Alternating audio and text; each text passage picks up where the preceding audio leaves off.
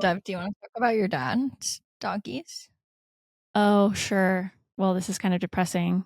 It's depressing and then happy, I guess. Yeah. My dad's dog, Bear, passed away on Wednesday, but he had he'd been having walking problems. And I don't know if it was my dad or the vet, but they were saying like it's arthritis, just like he needs to rest and stuff. And I was always like, Dad, you're not resting him. Like my dad could not just my dad would still be taking him on walks and stuff and whatever. But one day he just stopped being able to walk and he was blind in one of his eyes. And I was like, okay, that's obviously something is going wrong. So they took him to the vet. One day he just like couldn't see in his eye, or they like realized it was all cloudy. As far as I know, one day his eye was just, oh my God. Turns out his cancer had spread to his eye, but I'm guessing cancer started in his bones or something, spread everywhere. And the vet found it was everywhere in his lungs. And so my dad had scheduled like a vet coming to his house to put him down on Friday so that everybody could be there and stuff. And he didn't make it that long. He was having trouble breathing. And so they had to take him in. And he was my dad's favorite dog so far. But my dad has done this so many times.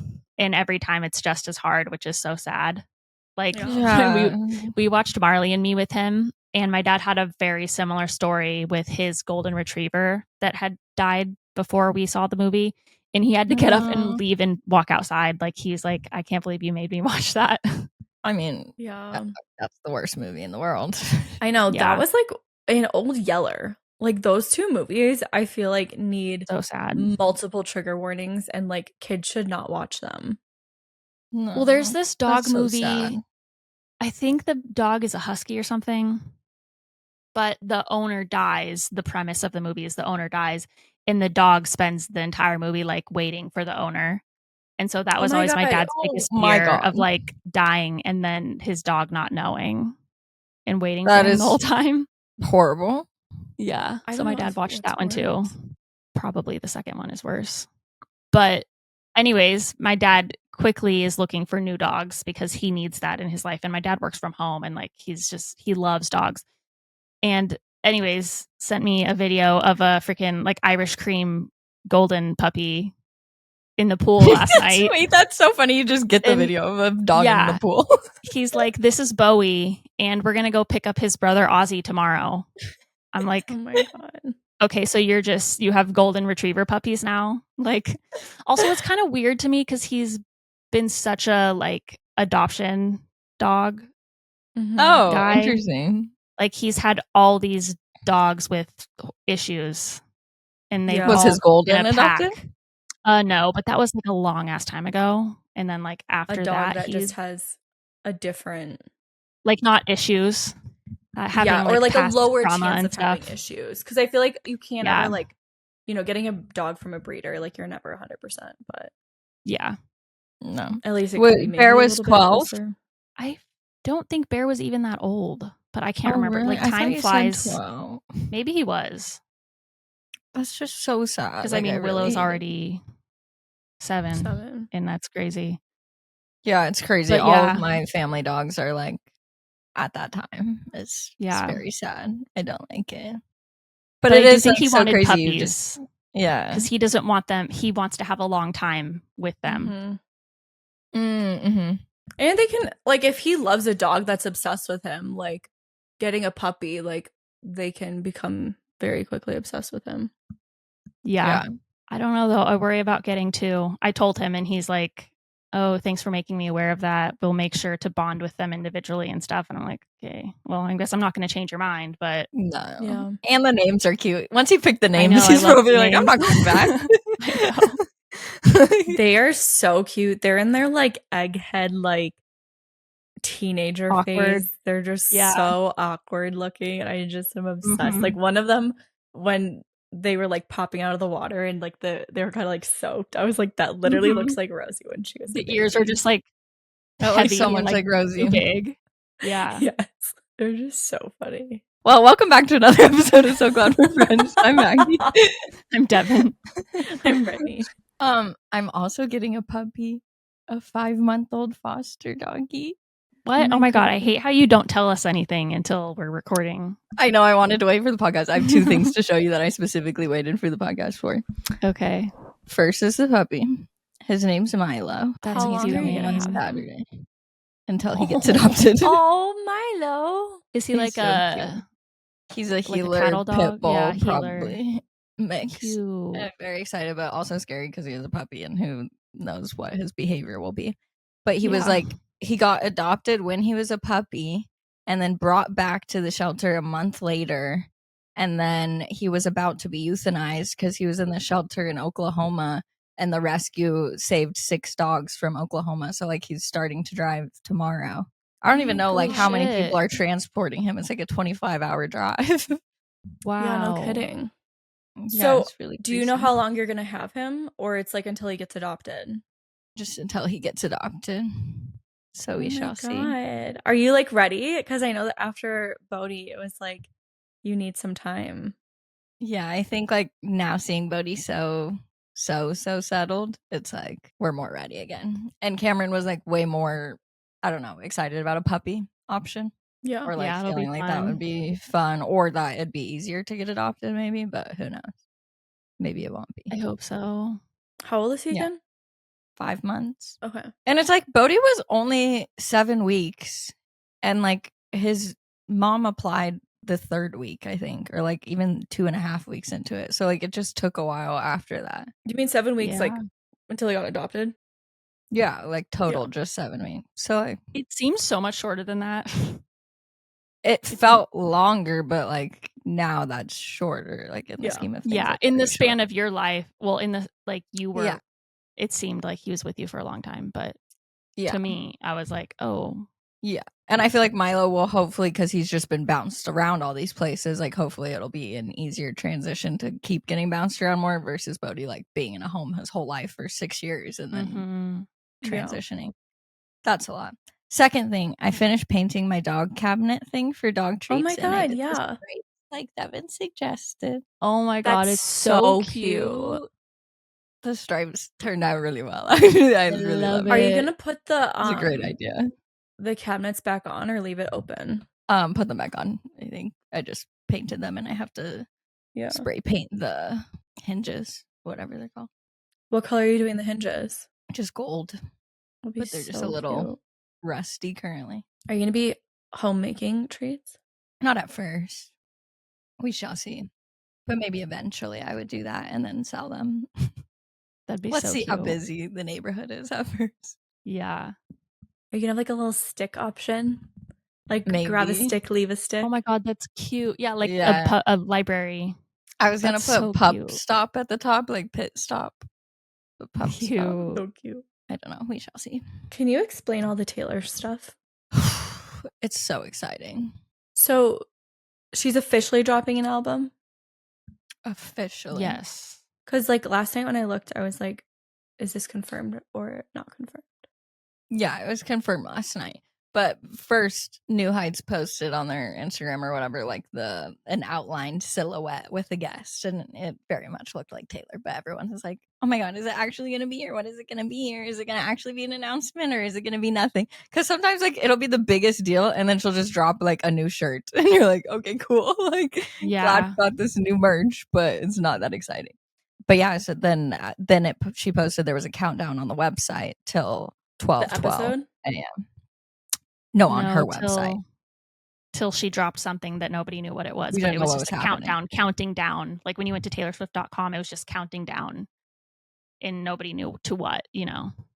With orange. And there's also orange everywhere. The screen's orange. Yeah. The New Heights is orange. Then Taylor Nation posted 12 minutes after New Heights also. So that was like, okay, that's Is Taylor Nation run by her? Album.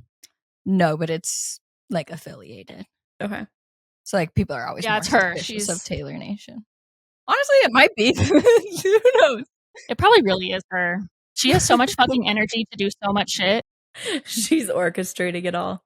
Like, I'm so shocked she has a whole ass album coming out already. And it's going to be this year. I think it'll be September 12th.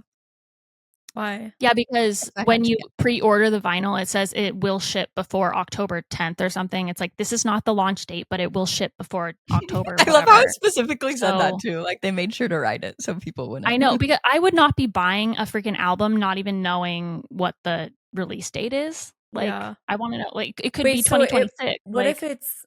Do you think it's going to be actually in September if the release of the record is October 10th?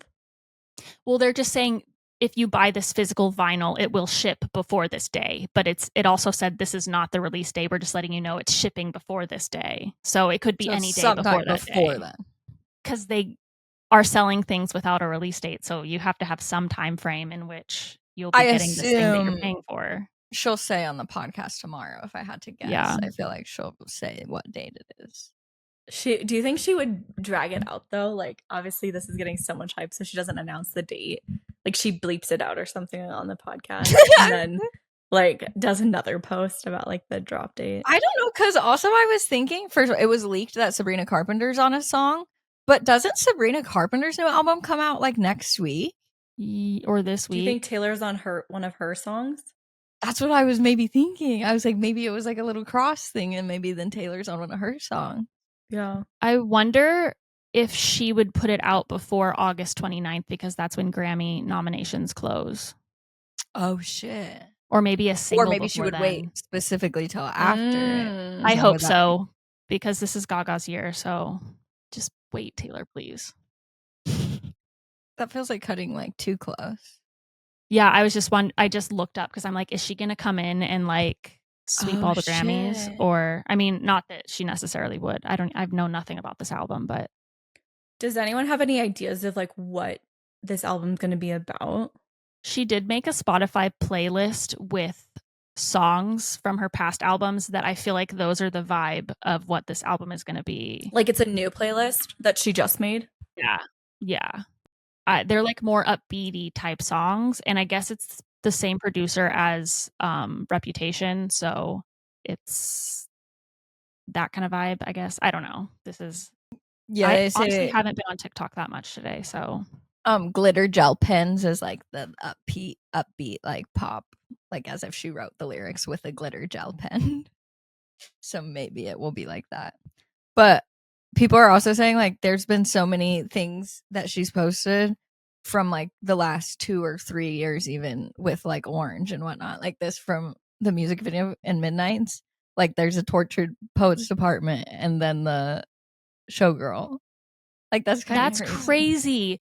Wait, this is the lore that I just like love of Taylor. Like I could never spend my time like going through all this, but I love when people like do breakdowns and stuff of like, okay, these are all like the little hints that have been dropped over the last year. Yeah, I think, was it at the end of her tour, she posted a video standing in front of the section A12, which August 12th is when this is being announced. Yeah, like, and that's she was crazy. Wearing an orange top and light blue bottom. This is why her fans are fucking psycho, though, because she's making these hints like on purpose, but you don't know what is a hint. So you're like taking every little thing that she does as a hint of something. But that's so fun. Like, it's such a little like puzzle. Yeah. I was hanging out with newer friends over the weekend, or like one of them's newer, and we were talking about Taylor Swift, and one of my friends asked her like, are you a Swiftie? And she was like, kind of, but like not really. And they were kind of talking about how like Swifties can be crazy, and I'm like, well, I like Taylor Swift, but I promise I'm like not crazy. I'm like not in an insane Swiftie way. It's just like a normal, like her music way. The thing is, all fans can be crazy. Like if you get to that level of psychosis. Sure. I think it comes to being obsessed with the actual person versus like the music or whatever they're making. And being obsessed with what everyone else is doing and making sure that they're not as good. Yeah. That's like there's a lot of like the competition, which is like, first of all, like for me, I didn't choose to be obsessed with Lady Gaga and not obsessed with Taylor Swift. Like it just is something in my brain.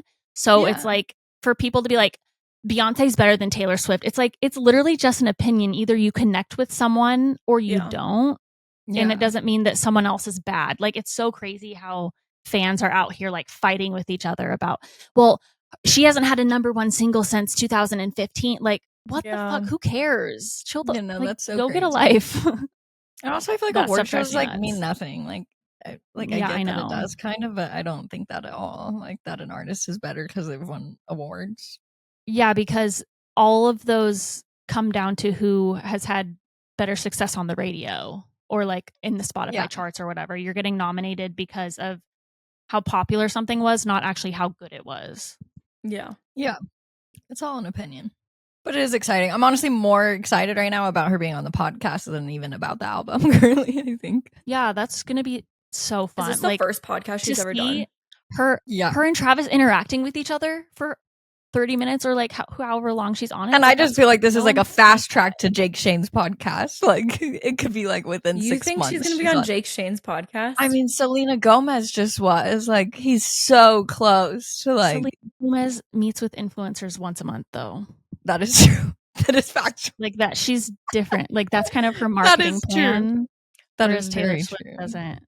I don't know. I could see Taylor just doing this one-off podcast because it's Travis.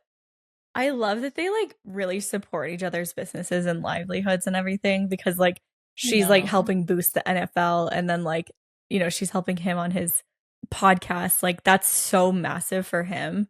And then like him going to her concerts, like it gets so much like hype and everything too.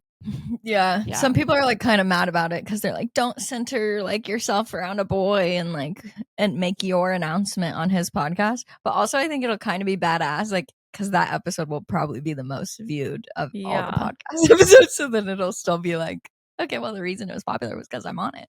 Yeah, and she's dating a man secure enough to support her, whereas like most people that famous and that level can't find partners that are that secure to do that. Yeah.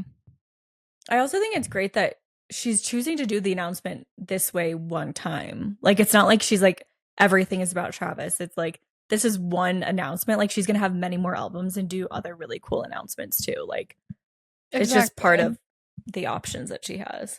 But also, this album is probably about Travis. So it also makes sense that way. Which is exciting. Yeah. I realize this is the 6th album of hers that I've been dating Cam for. Isn't that crazy? Wow. Half of her discography. Well, she puts out albums so fucking quickly. So, I mean. Like, that's crazy, though. Like, half of her discography. What was the time frame between the last album and Dead Poets? Or Tortured Poets? Just a year, I think. Yeah, it was quick. Like the one before Tortured Poets? Yeah, I think she's just literally, like, she can't not write. Like, I think she's just constantly writing new music, and then it's just like, okay. Yeah, but then having the time to produce it, that's the longer thing. Yeah, it's crazy. But she obviously has a very quick process. I don't know. Do you know if Jack Antonoff is doing Sabrina's new album? I feel like that's what I've heard, but I don't know. I don't know. Comes out August 29th. Sabrina's does? Yeah. Okay, so I feel like, I don't know. I think Taylor will wait then till after that. Because that's like kind of fun. I don't know. That would just be so hard, like as friends too. And then you're like trying to support Sabrina. Like, she's putting it out right on that Grammy deadline. Yeah. So Sabrina, what does that mean for her? Does she get to be part of, like, is she part of the next cycle then? Sure. I think that still allows her to submit for this year. So I think she'll be a part of this year cycle. The year it's of so interesting, like how they choose when to release music and stuff. Yeah, like all the Oscar movies come out like in the fall. Yeah, and then like who's all talking to be like, we call this date, like nobody else better release. The record labels. Yeah. All right, well, we're doing a Q&A today, and you guys asked us a lot of questions, so we have a lot to get into. They were great questions. Thank you very much for asking. Who would like to start? I can start. I've written about this in the past here, but I guess I'll try to start at the beginning-ish. Excuse my possibly jumbled timeline since my brain just works that way. Hopefully it will be understandable. Anyway, my best girlfriend, that space is important for that space. Whatever. Oh, this is, okay, let me read it again. My best girl space friend. The space is important for the past few years. Right. I lost track of how long at this point, but we have a snap streak over 2 years long and had at least a year-long streak before this one. So at least 5 years total. Is planning on getting married to her current boyfriend, not even engaged yet, via an elopement. Her ex was an abusive piece of shit and has multiple warrants out for him currently. Jeez. Holy shit. When I met her, she was figuring out that her ex was an abusive shitbag, but hadn't quite gotten the strength to leave. I was there for her through it all, and she has said multiple times she only got the strength to leave because I was there for her to lean on and fall back on. There was a point I thought maybe she would ask me out after she left the scumbag, but she kept saying she didn't want to change our friendship. And part of me does agree with that, since I know I'm not someone I'd want to be in a relationship with. We flirted often and shared pretty much everything with each other until recently when she officially started dating her current boyfriend. At first, he seemed great. She's known him for years as well. He's financially independent-ish for his age, and he matched her energy. Or so it seemed. She recently told me that he is insisting that she break off all contact with anybody she had romantic interest in or had any interest in her, and anyone who has seen her naked or in a bikini or anything skimpy, which is basically all of her friends. She doesn't seem to recognize how unfair it is to her or how controlling he is being. I want to point it out, but I know he sees all the messages between us, and I worry it could set him off and he would make her block me. I'm more concerned about still being around when she finally sees him for who he is. He recently used her Facebook account and blocked her from messaging me, but didn't remove me as a friend. And I have no idea how he did it, but only found out after she snapped me that she couldn't message me on Facebook about something, and we did some digging. He hasn't been physically abusive yet, but I fear it's only a matter of time. And by then, she might be too psychologically invested to recognize it. It took her months to realize her ex was abusive even after he got physical and after multiple ER visits. Jeez. I don't know what to do to help her. I know I can't say anything to her without him finding out, and that would not help anything. Is there anything I can do other than wait and hope she sees what I'm seeing before it's too late? I can't lose her as a friend, but I also don't know if I can handle seeing her go through another abusive relationship. If it matters, I'm a guy, but if it doesn't change your advice or input, you don't have to mention it. Oh, that really This whole time I was thinking it was a girl. And I was like, why can't she have girlfriends that have seen her in a bikini? Like, yeah, what? no, that fully the whole time I was picturing a girl. Like, okay, I need to like readjust my mind. You have to start with how you do in Reddit, sex and age, like 29 male, like, you know. Yeah. I'm 29 male. Okay. Oh, God, this makes me... Women who have been in an abusive relationship before tend to be in them again until they can break the cycle. Yeah, because it's comfortable.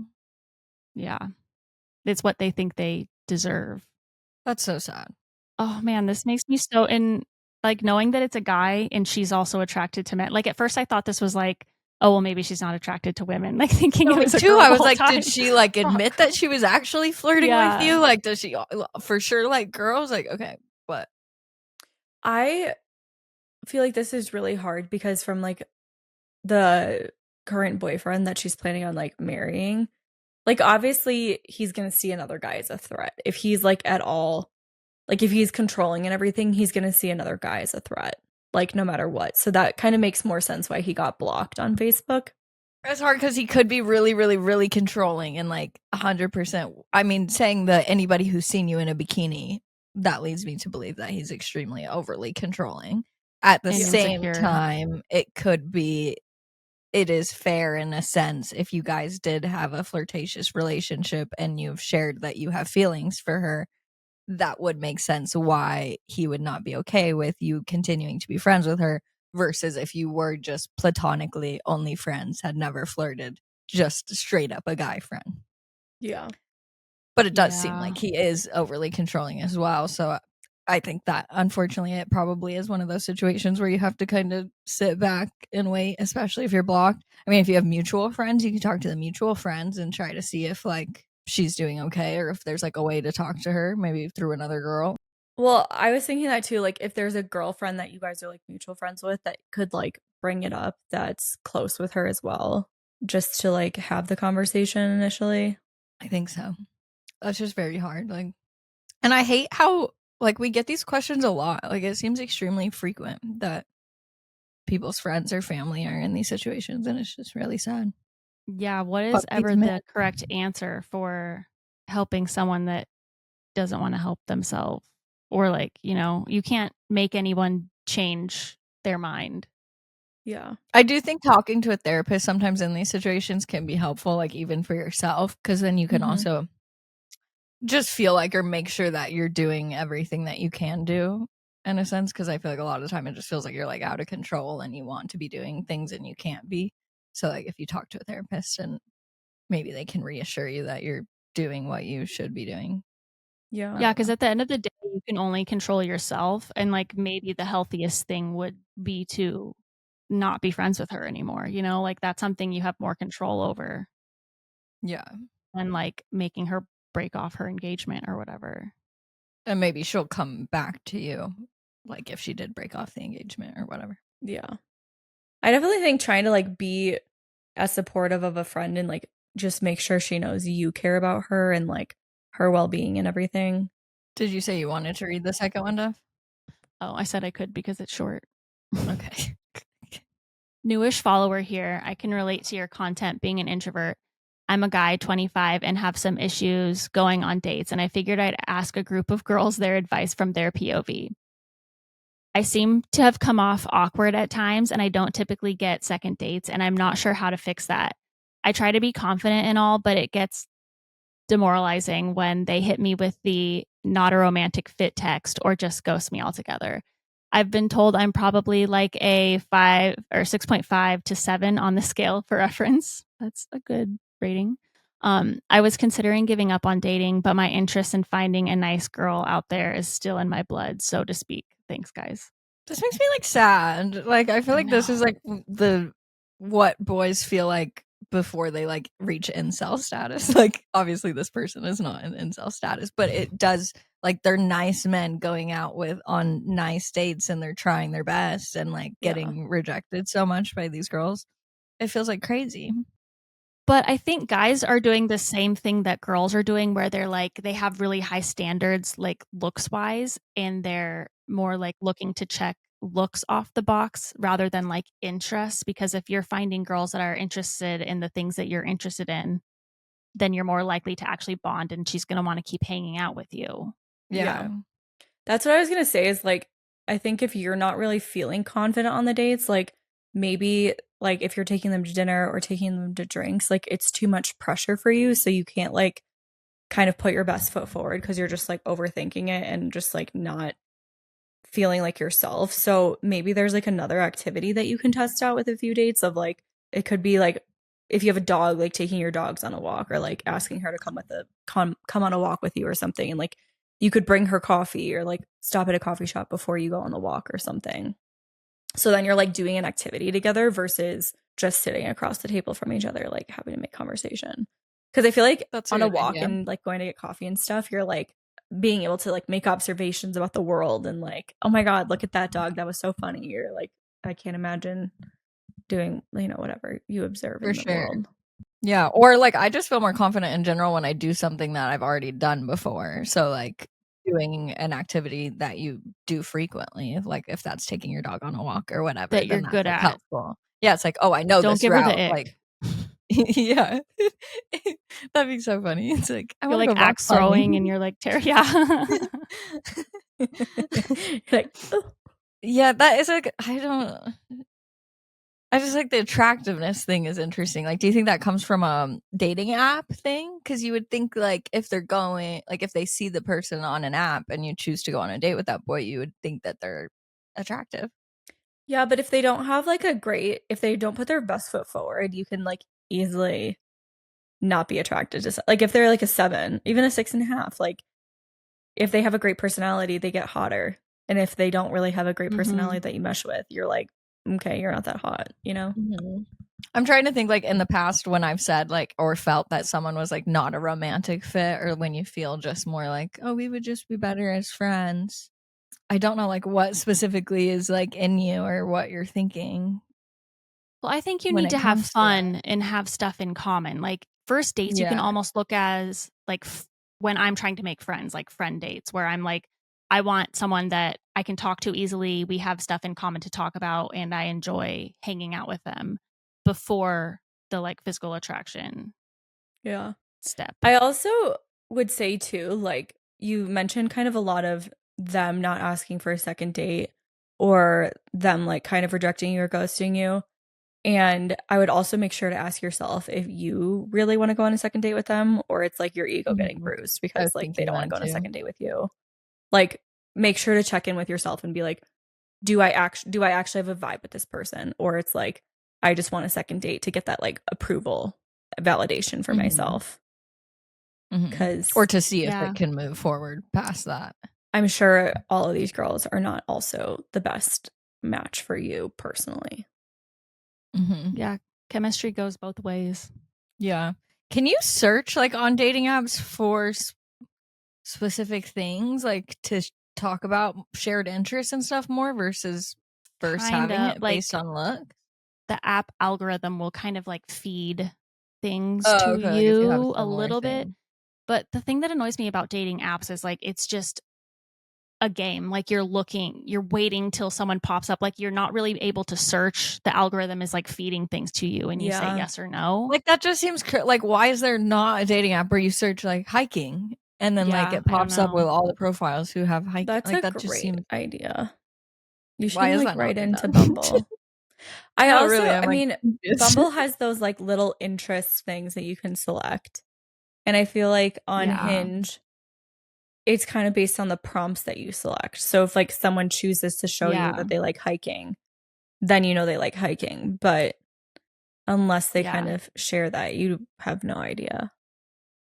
Yeah, or you like put your zodiac sign and your Spotify listen history. Like they're still very base level things. I don't know. It's really that's why I don't go on dating apps. It's hard. Yeah, maybe try more this person didn't say how they are finding people, but like maybe try more in-person meetings.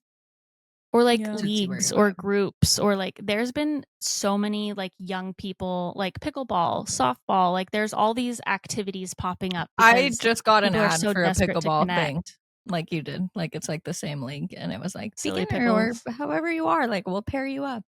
Yeah, that's how I made a friend who moved to Spain, so that's cool. Did she already move?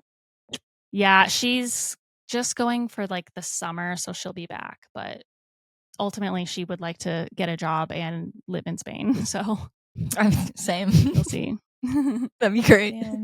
Okay, are you ready for the next one, or do you have anything more to say? Okay. I've been seeing this guy off and on for the past 4 years. He was the first person I dated after I got divorced. Last November, we called it quits because I was moving for a short contract job for 5 months. My contract ended and I moved back. We reconnected, and I recently discovered he got married in the time I was gone. His wife lives in a different country and doesn't seem to be moving here anytime soon.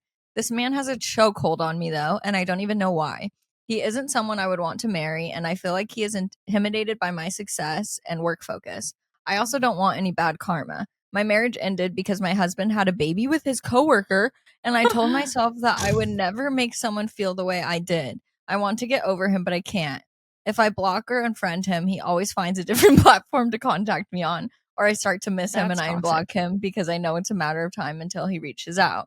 Lately, I've been feeling like I'm really ready to find my person, and I know I can't do this with him in my life like this. Help me. Well, are you like being pulled towards him because he is now married? So now you're like, that kind of like does something in your brain where you're he's off limits. So he's unavailable, and now I'm obsessed with him. Especially if he's still showing that he wants you, then it's like, oh, he's married and he still wants me. It like reminds me of the guys, how their girlfriends block them and they start like Venmo requesting them to get that's toxic.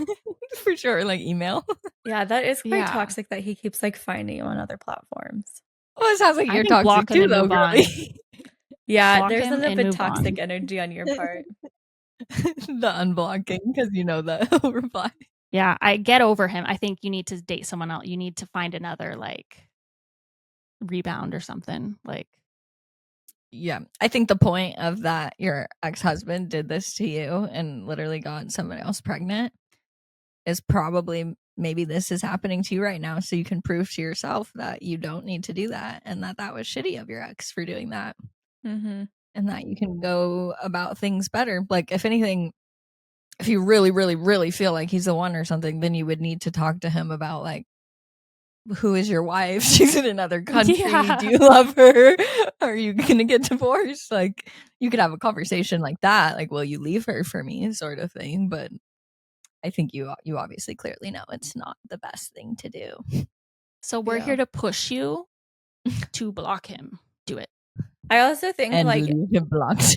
obviously it's fun and nice to have a distraction with someone else, but like if you're dating and that's not working and you keep coming back to him, then maybe you need to take like a no men like hiatus and just focus on yourself. Maybe not like you. Okay, porn and relationships. I figured out my boyfriend has been watching porn every single night and we live together. And in my opinion, we don't have as much sex as I'd like to. He knows this. Up front, I told him I don't like porn at all and I just didn't expect him to use it every day. But I never asked how often he uses it because why would it? Guess I should have. He lied at first and I made him go through his history and count the days he's watched while I sat far away from him. I told him I personally don't watch that because I don't like it, but to me, it's a good tool for him to use if I wasn't in the mood, not something for him to use every night when he has me in the same bed. Am I being unreasonable? I also hate the lying about it. Now I don't want him watching it at all because I feel like I'm second place. He's getting off to two strangers and choosing not to get off to me or let me get him off, etc. It just feels icky and makes me feel less. He did say this is just how it's always been for him and part of his routine because his longest relationship was long distance. I'm the first partner he's ever lived with. He said he's ready to work on it and stop, but we all know how that usually goes. Thanks for the advice. This sounds like addiction. It does Yeah, sound like I'm thinking if he's ready to work on it, then he might need like outside help from a professional. Yeah. I think a therapist would be a really great option because then they can help him identify like why he's doing it every night and not turning towards you and like strengthening your relationship together. My thoughts have changed on this like a lot throughout my life. I think like in high school, one of my friends broke up with her boyfriend because he watched porn. She like found it in his history. And I was like, that is so extreme. Like that's like he's a teenage boy. Like of course he's gonna be watching something. But I do think I felt that way always because none of my partners were like frequently watching porn. Like it was never an issue where they were doing it every night. So of course I'm like, sure, you can watch porn because they were always choosing me and it was never an issue. So like I think in these situations a lot of the time it's just straight up an addiction. Like I've several people in my life actually that like have this issue and you do need to like get actual I personally like, serious help. I'm like not okay with it at all. In any of my relationships, I've never been like okay with it.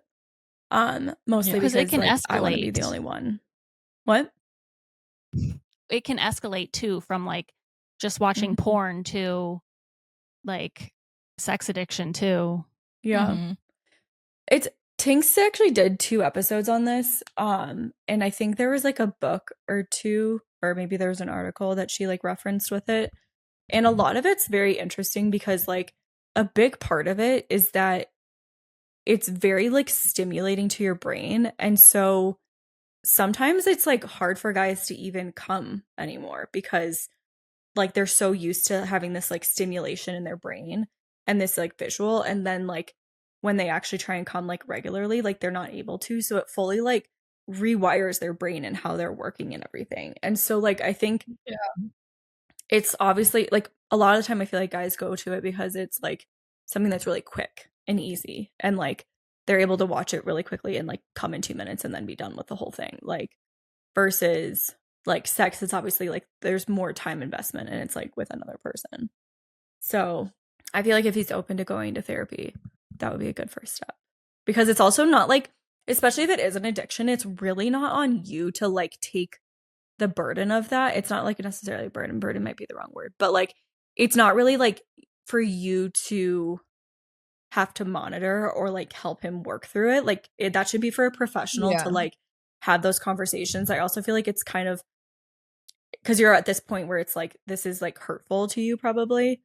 So you don't really have like an unbiased opinion if it really is an addiction, which like this one obviously is more personal to you, but I feel like with any addiction, like you would go to a therapist and rely on a therapist to like help you through it. Yeah, like you almost have to take yourself out of it, like, because it feels so personal, but you have to be like, it actually doesn't involve me in a sense.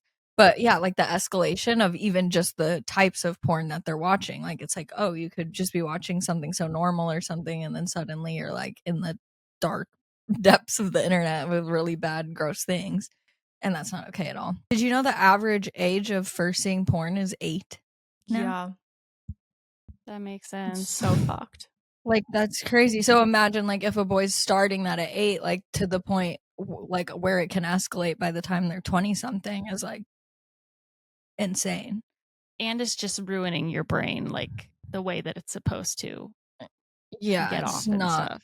it's not real Yeah. Yeah. at all. But I think you're not being reasonable. Your feelings are very valid with this. And For Mhm. sure. I think also if he's not really willing to get help, like there are a lot of people that will like respect your feelings about this and not Yeah. watch porn if you don't want that. in And your maybe it relationship. did come from the long distance relationship. Like, maybe he did get into that routine and then that, like, established the addiction almost. So, like, maybe he can get out of it easier in a sense if it was, like, more recently. I have no idea how that works. Yeah. But maybe.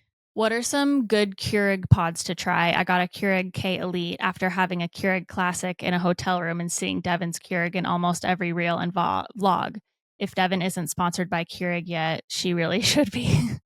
And I'm addicted to the convenience of this and the simplicity of it. Yeah. But I'm a bit of a coffee snob. So it's not quite my favorite, but I think that's because of the pods I've been using. I tried Green Mountain and it was okay, but not great.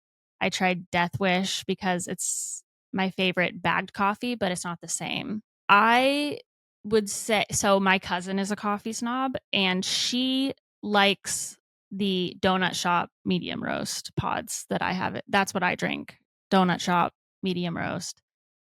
But also, if you're a coffee snob, I just don't know if Keurig is like gonna meet those standards that you have. I don't like Keurig or Nespresso really. I'm okay with Nespresso, but Yeah, and like for me, I like put a lot of stuff, like I put creamers and stuff in my coffee. I'm not just drinking it black, so like I don't notice as much the quality of the coffee that I'm drinking. Yeah. I don't like regular coffee, so like when I used to have the Keurig, I feel like it was a good intro to coffee almost because it was basically like having chocolate milk every morning. Yeah. Then I did learn about Nespresso, like the way that it is brewed is slightly different than Keurig. Like it is, I don't know, more, I don't know, it like brews the espresso better or in a more the actual way that espresso is brewed or something. So I do feel like it's stronger than when I had the Keurig. Like it tastes like a stronger, like more real espresso. But I think overall it's still just not going to be like if you had the actual espresso shots that you're pulling out. But coffee and espresso is just so different. Like I just don't like coffee. Yeah, honestly, I don't even know the difference in taste between the two.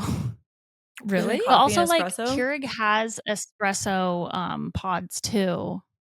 Yeah. Oh, sorry. That's what I was going to say. My favorite way when I had the Keurig, I would get the ones that you could just refill yourself, like the reusable ones. Oh, and I would yeah, buy espresso from the coffee shop I like and grind it and then put it smart. in the Keurig container. There's your answer. I feel like that's a good thing, a good route to and try. I think someone let me know, but I'm thinking Nespresso doesn't have that. Like I cannot find like ones you can fill yourself. So let me know if that's a thing. Anybody listening? Because I'd love to do that. Yeah, well, that's a good idea. Oh, wait, this is so sweet. Not a question. There's an section just for comments, but I wanted to say thank you for the podcast. I always look forward to it every week, and I've tried to savor the episodes and make them last the week, but I always finish the episode shortly after it posts because I get too invested. It's the same with the Patreon episodes. I really can't get enough of you three, LOL.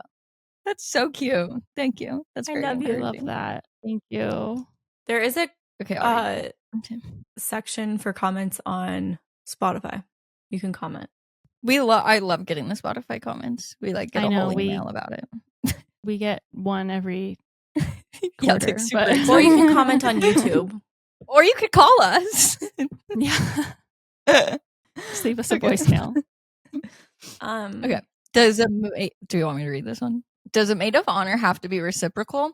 Last week, I was my friend's maid of honor for her wedding. We have been friends since we were 3 and have naturally drifted apart over time.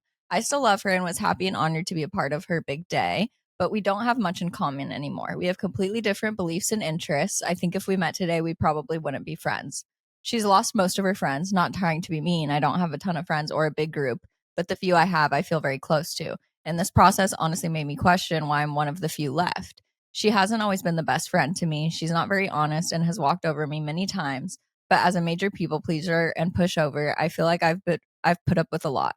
I just got engaged and really don't want her to be my maid of honor. I have friends who know me so much better and have been better friends to me, but I'm worried about her reaction. She brought up being my maid of honor many times during her wedding, and I just avoided / changed the subject. Oh well. Some people have suggested making her my matron of honor in addition to the maid of honor I actually want, but that would be a decision I make out of fear of her reaction, not for myself.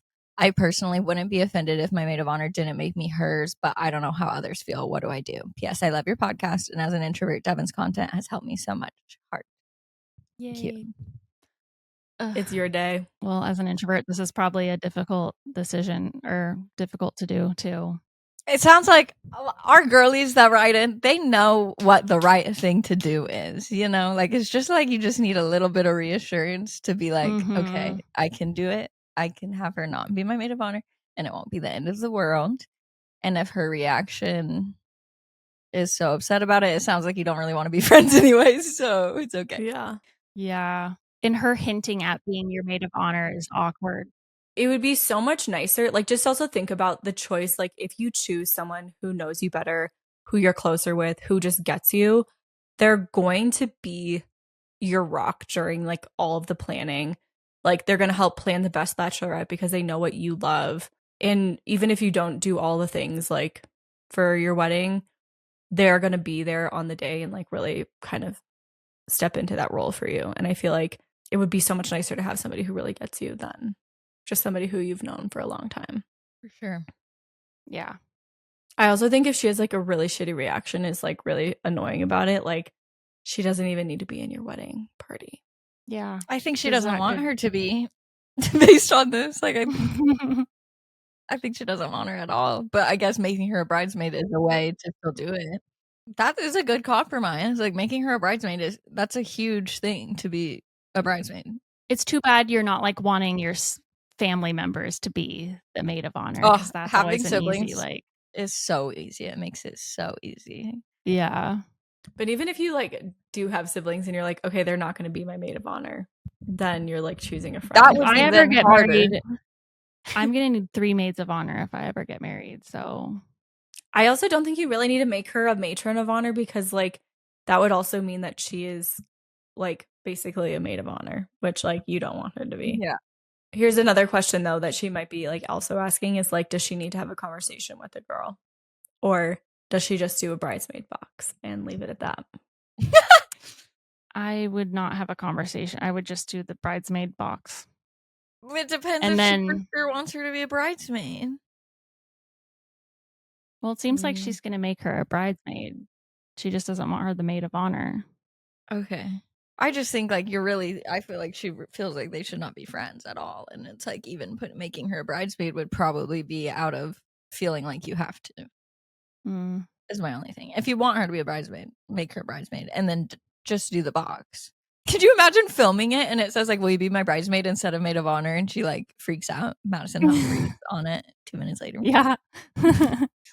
But I think with that reaction, then you have your answer of like, oh, you made the right decision. Exactly. Yeah. Yeah. That's so hard. I hate how there are so many expectations from everyone else about your fucking wedding. Like, it's always tough. I, a 22-year-old female, recently went on vacation with my boyfriend, 24-year-old male, and his family. From day one, his parents, especially his mom, made it a rule that we couldn't sleep in the same bed or even the same room. She never mentioned this beforehand, so it came as a surprise when she separated us into different rooms the first night. I would hate that so much. This felt strange to me because I regularly sleep over at my boyfriend's place and his parents know that. It almost feels like we're being treated as teenagers again. I felt like it crossed the boundary considering we're both adults. When I brought this up to my boyfriend, he said he understood where I was coming from, but he refused to talk to his mom about it because he didn't want to start an argument. I respected their role for the entire trip, but deep down I felt unhurt by him. And it still bothers me that he didn't back me up. Am I overreacting, or should I have been more firm in addressing this with him and his parents?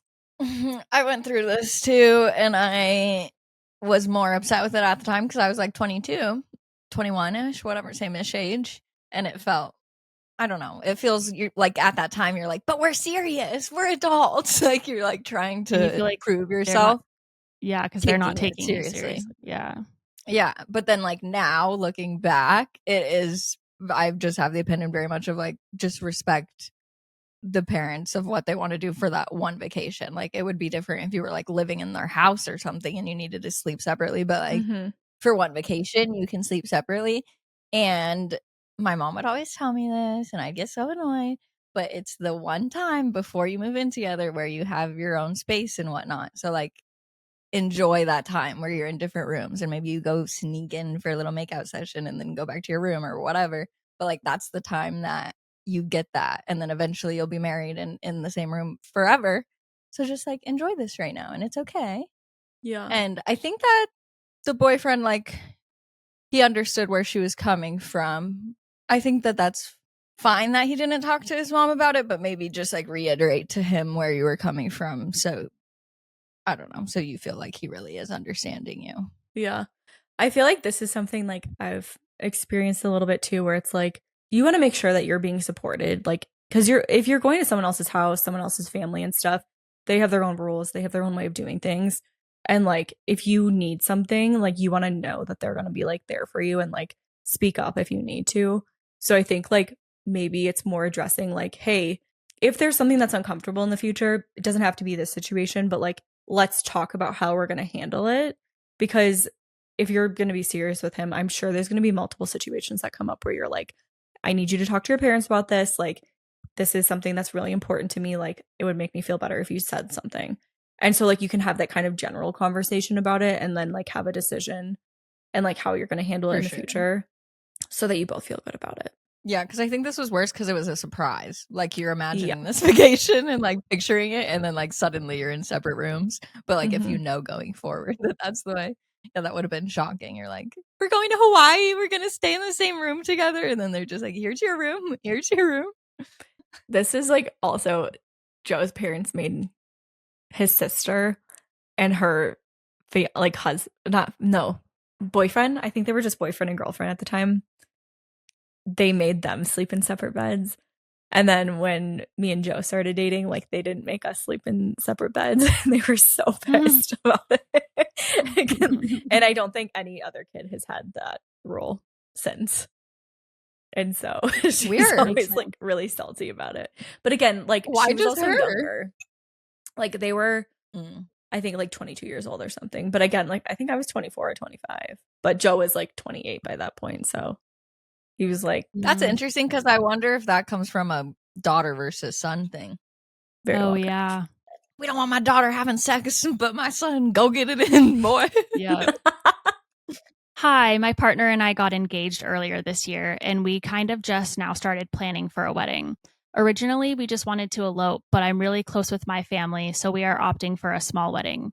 His family is blended, and he has a lot of step siblings, and they all have partners and multiple kids. They already have a kind of weird relationship. It seems like the step siblings are weird about being called stepsister instead of sister.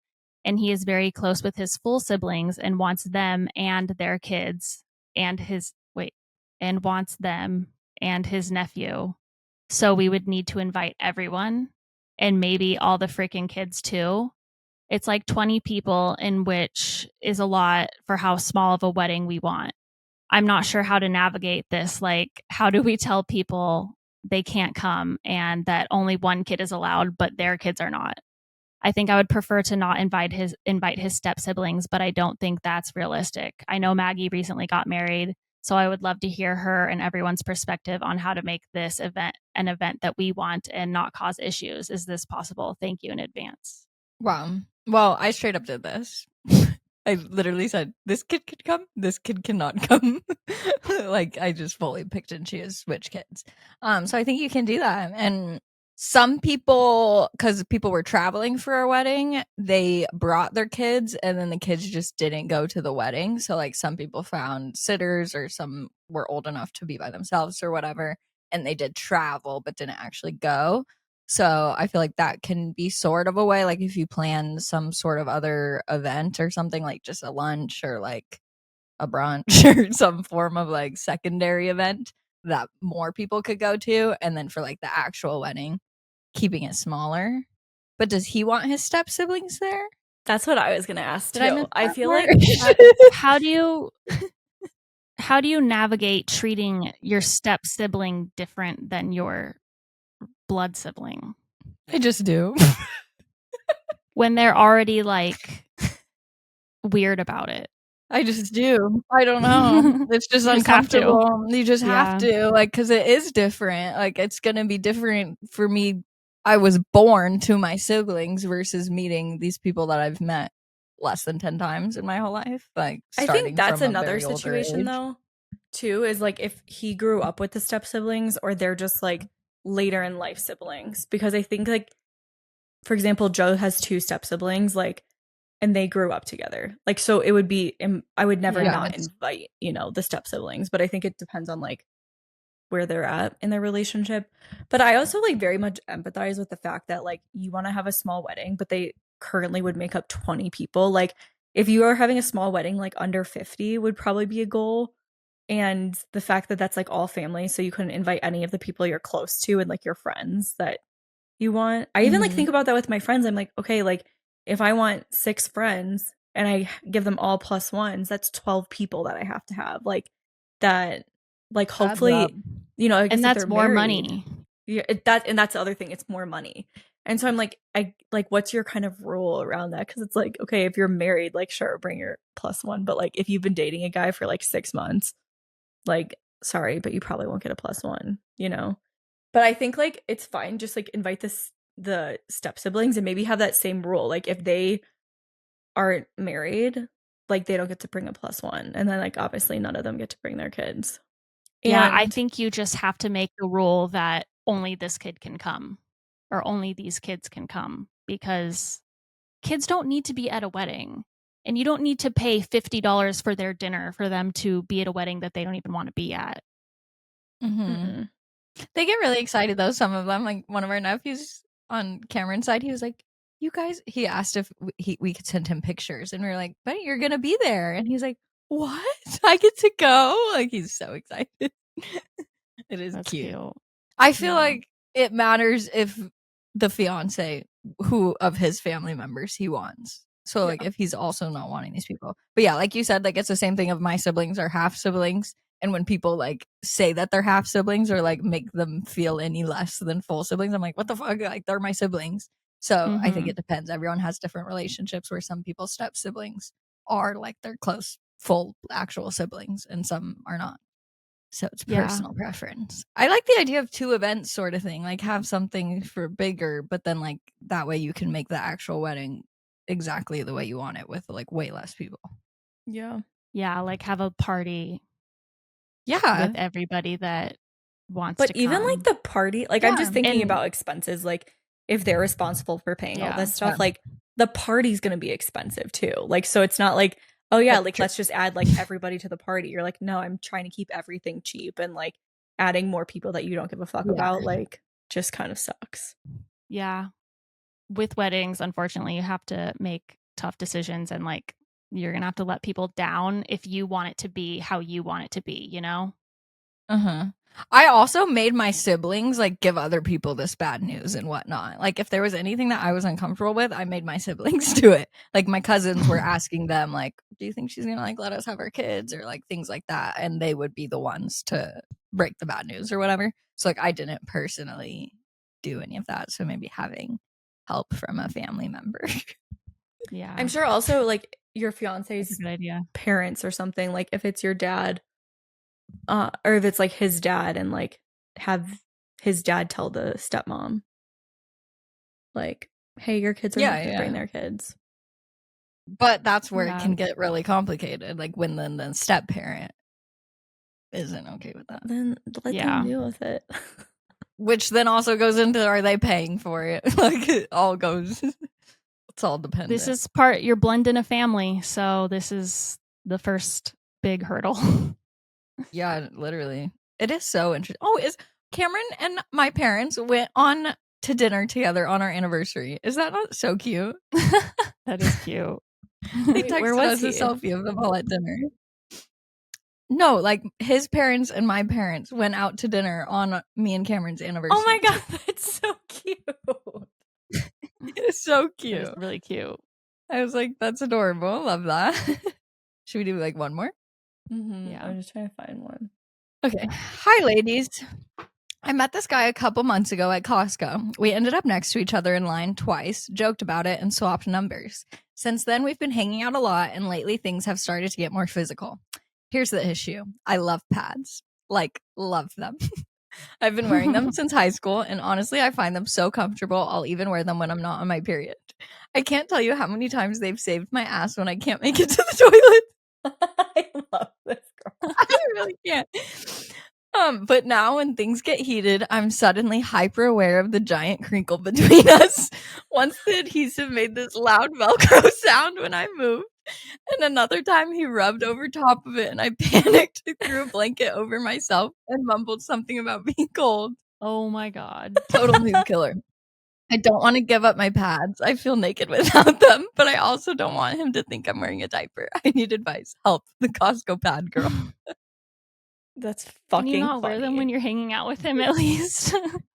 Well, one of the things I was just thinking through is like, because when you're first like starting to hook up with someone, you're like, okay, like, is it gonna happen? Is it not gonna happen? So I feel like because you guys are kind of like dancing around it right now, it's probably not as easy to be like, hey, I love wearing pads, like, because you haven't like fully gone into it.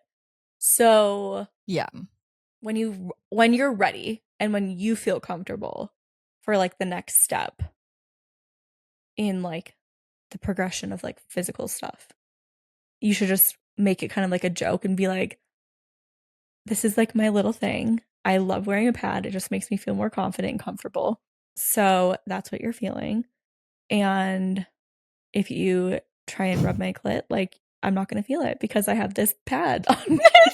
I have a chastity belt. So we're going to just have to take a little time out and I'm going to go remove it or whatever. That's so funny. I'm wearing a pad currently.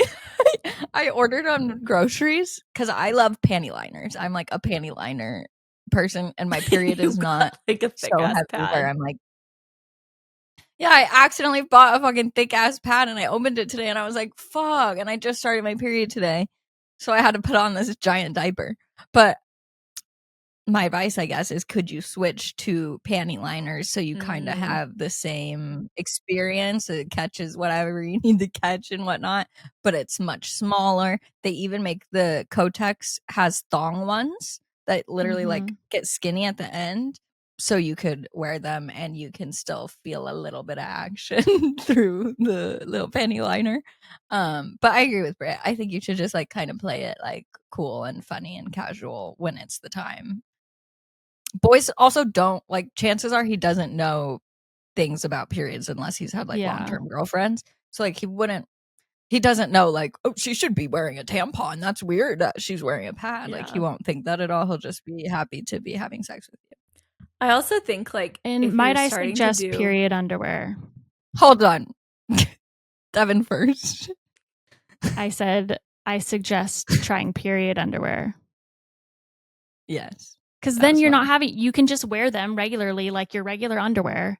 It has that supportive catching things feeling, and you can re-wear them. You don't have to keep buying pads. And they don't look like a pad. They look like regular underwear. Yeah. Just a suggestion. I'm also picturing period underwear. Do you know, like doing a little dry humping kind of action, and like that's when it's crinkling. Just like, maybe save all of that stuff for like after you figure out the solution you like best, because I can only imagine like you're just not gonna feel confident, like, you know. Or can you, when you get to his house or your house or whatever, can you just go to the bathroom real quick and throw it away before engaging? That's a really good idea. Assuming you're not on your period. Yeah. Yeah. Yeah, like if it was just on one of the days where you're just wearing them. I know several people who wear panty liners like when they're not on their period. Just They should because get period like underwear the feeling. too. They should. But I think it's because it's like they change the actual liner, you know, versus it's the feeling of it like catching your like discharge and stuff. I think that people like. Yeah. So like if it's in your period underwear, you'd still like feel it. No, it doesn't. I don't know. No, it doesn't feel like anything. It feels like how a panty liner. Period underwear still is like so mind-boggling to me. When it doesn't feel clean, that's when you need to change them. That makes sense. My tip. Well, that's probably same as a panty liner. Yeah. Mm-hmm. That was a great one to end on. I feel like that was so good. And no judgment here. And just one final one. Go ahead. Does Maggie have a bit of a crush on Devon? Wait, where is it? Maggie? I don't even see it. I didn't. Oh, you didn't move it over to this one? No. Brittany's sabotaging you. Yes, I do. I would love to know why. Is it because I compliment you? Probably, just because you're a nice I compliment friend. Brittany all the fucking time. Someone told me that they messaged me and said that I sound uninterested or like I seem uninterested and like rude to Brittany a lot or something. Really? During the podcast. Yeah. So maybe they thought you had a crush on me too. The nature of our relationship where it's like you're like very like dry with me. Mm-hmm. You know what I mean? Where it's not like okay. Yeah. You're like, okay. It's like, I don't know. Well, and like there's opposite. Like Maggie is very complimentary and like, and I'm just the opposite of that. But I am to both of you. I agree. I don't know. I think it's wishful thinking. More. You're like, maybe I guess. I feel like every time we pop on it, maybe you know what, Britt? Maybe it's because when we first log into Riverside, we're usually first, and I first give you a compliment maybe before we start recording, and then Devon's usually second, and then I give her a compliment. Because I'm always late. Yeah. Maybe. Like usually I'm complimenting whoever's outfit or hair or your jewelry, some sort of something that you're like your appearances when you pop on. Maybe I need to compliment people less, I guess. Someone write in and tell us. Yeah, the person who wrote this, let me know why you think that. Love to know.